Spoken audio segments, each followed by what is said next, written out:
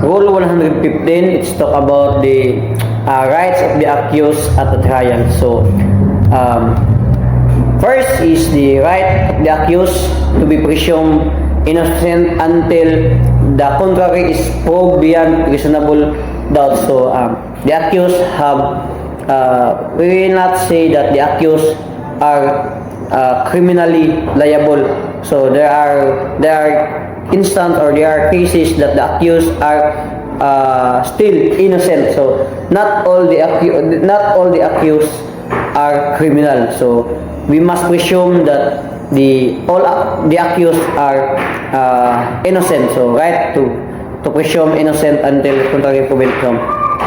Second is to be informed the nature of the cause of the accusations against him. So we must deliver, or we must tell them what their nature of their cause, because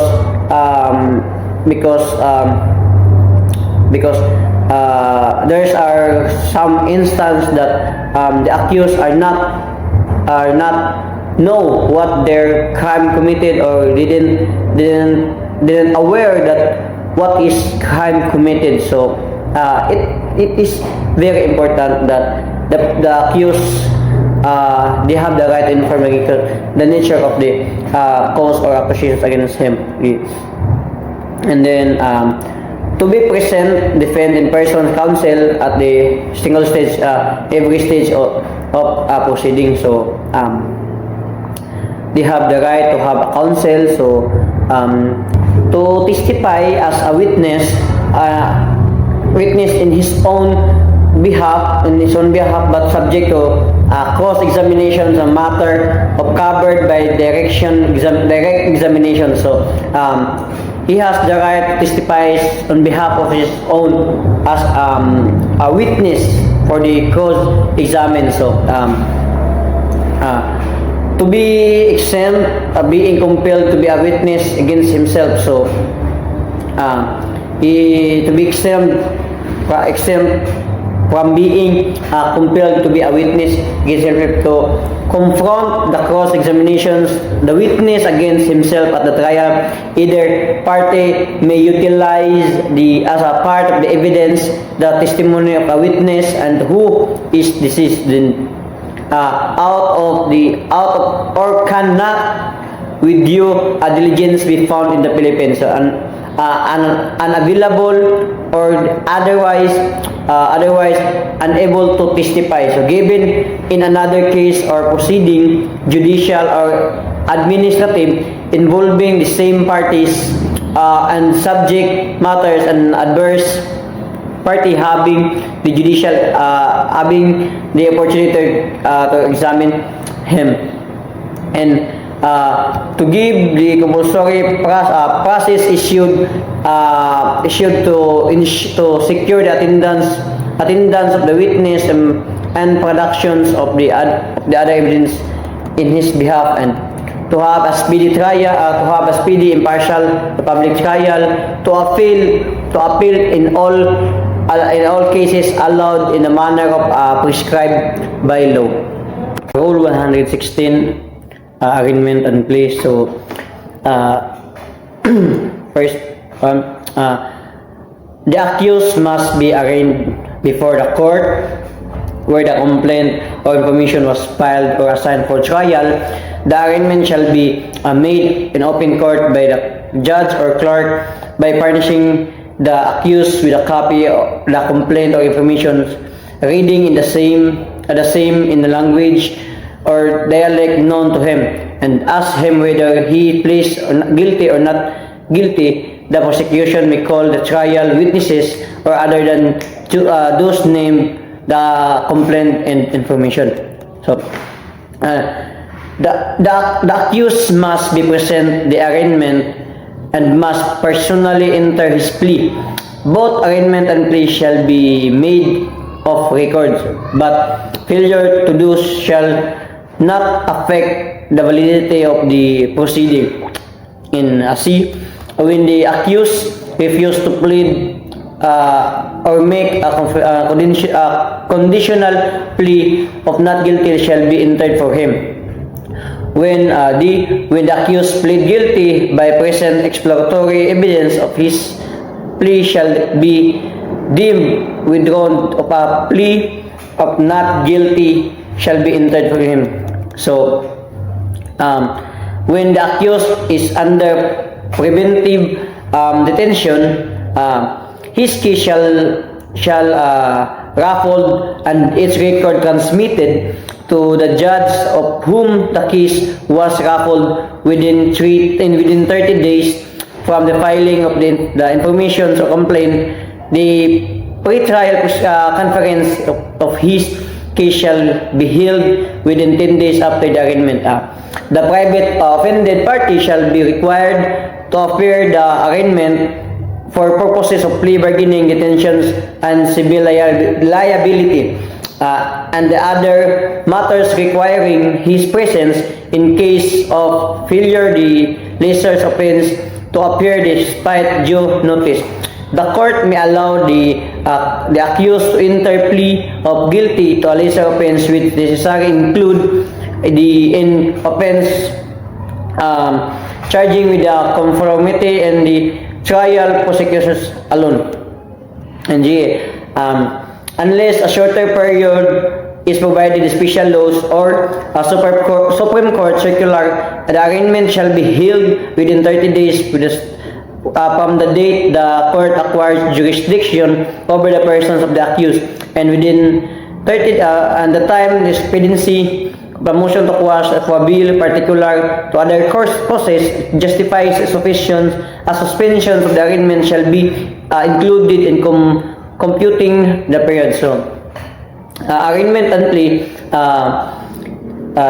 it is made, or it is the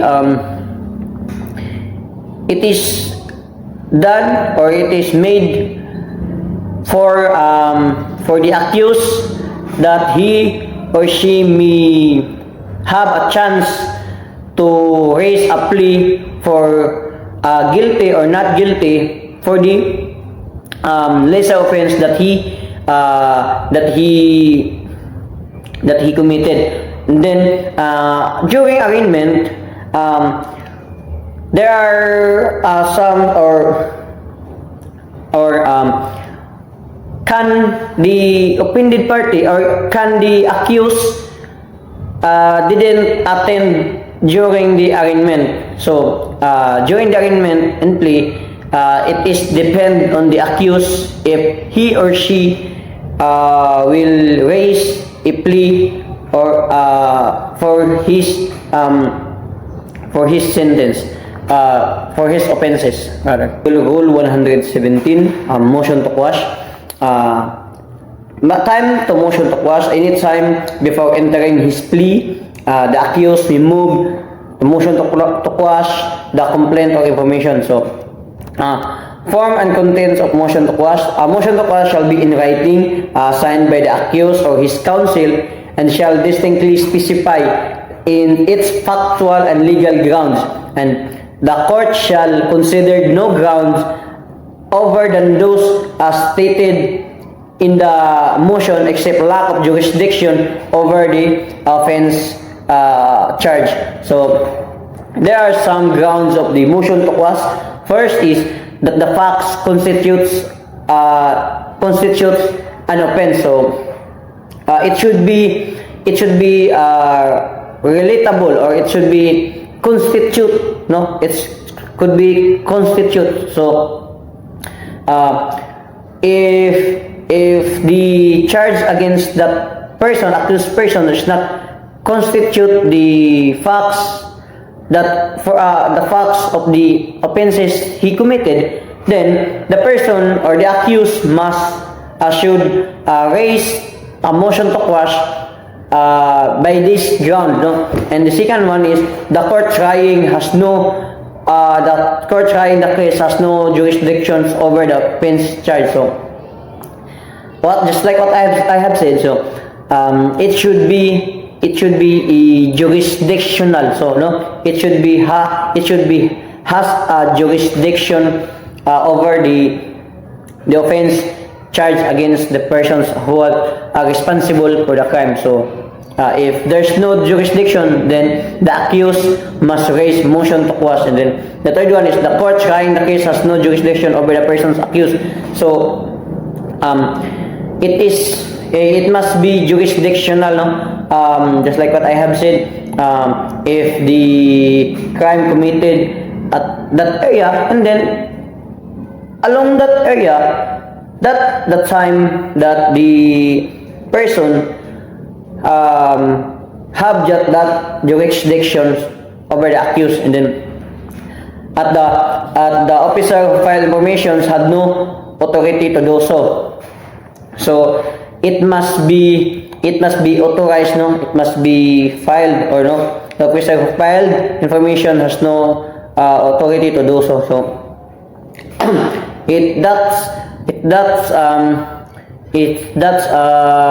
instance, no?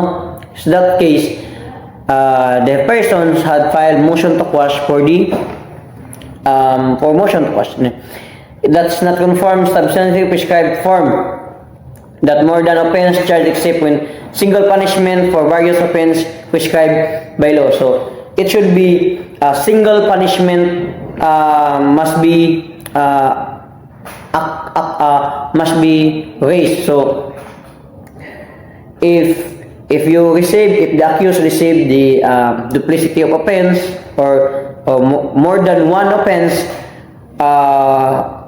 punishment, and then it should be raised for motion to quash, no?